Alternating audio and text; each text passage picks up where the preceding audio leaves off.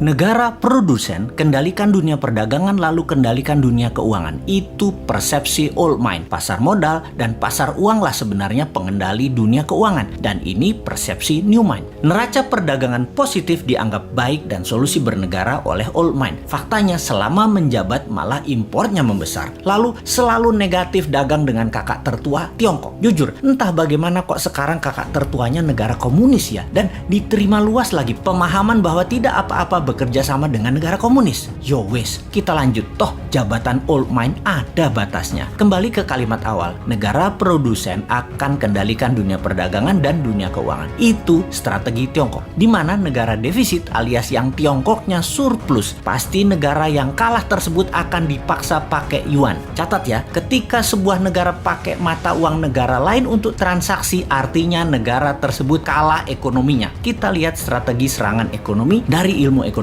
Money 1.0 adalah uang hanya sebagai alat bayar pelancar transaksi. Kemudian uang menjadi alat modal yang disebut money 2.0. Kemudian uang menjadi alat kendali ekonomi disebut money 3.0. Salah satunya debt trap yang Tiongkok lakukan. Pintar, dari money 1.0 langsung ke 3.0 karena ya memang Tiongkok nggak punya Wall Street, tempatnya money 2.0. Kita lompat sebentar sebelum balik ke money 3.0 agar sambungannya paham. Sejarah Partai Komunis di Tiongkok, di mana orang-orang nasionalis kabur keluar Tiongkok ketika komunis berkuasa dengan tangan besi. Satu ke Taiwan, jadi negara yang dipayungi Amerika. Yang kedua ke Hong Kong, jadi city country di bawah Inggris. Keduanya, Taiwan dan Hong Kong ekonominya maju pesat sejak tahun 60-an hingga saat ini. Sejak tahun 1989, reformasi ekonomi di Tiongkok melawan hegemoni IMF mulai dijalankan secara gerilya, main dengan globalis dan main dengan double standard, yaitu renminbi yuan. Catat sekali lagi, nantinya kita new mind akan pakai strategi yang sama ini, kecuali kalian masih suka dengan old mind yang sekarang berkuasa. Apa yang Tiongkok lakukan setelah memutuskan melawan IMF, namun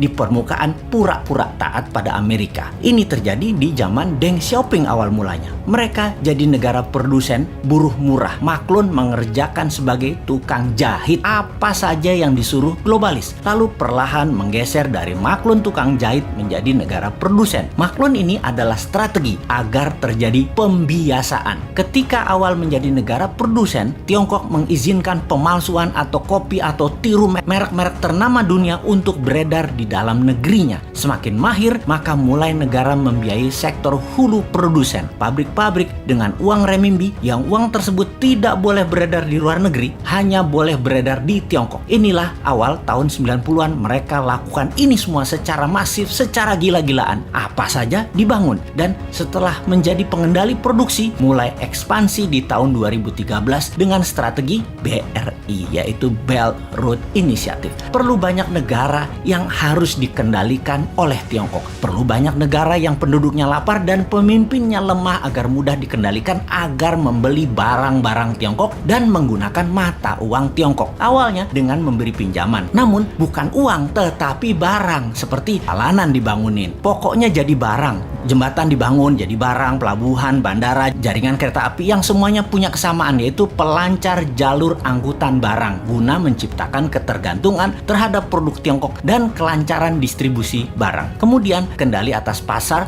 yang kebetulan semua bergeser ke digital. Jadi strateginya adalah beli dan ambil semua jaringan marketplace milik pengusaha lokal sebuah negara agar isi produknya adalah barang-barang buatan Tiongkok. Begitu sudah tercapai ketiganya, maka tahap keempat, mata uang Tiongkok dipakai sebagai alat transaksi. Pertama, sebatas transaksi dua negara. Nanti tahap kelima sampai ke pasar-pasar tradisional bisa pakai yuan. Ingat, ketika keluar negeri, yuan yang disebut. Itu membedakan asal uang itu. Walau kalau ditanya di Tiongkok, bagi mereka sama itu yuan atau renminbi. Namun kita pahamlah, kita kan ngerti bernegara, ngerti bagaimana Tiongkok bermain, dan ngerti cara memainkannya. Sayang aja masih sedikit yang percaya dan masih banyak yang tidak peduli. Wajar kalau masyarakat tidak tahu, namun pejabat yang tidak peduli dan tidak tahu juga banyak banget. Apalagi yang mau menari jadi presiden di 2024. Rasanya nggak ada yang paham beginian. Yang penting gue populer dan rakyat pilih gue.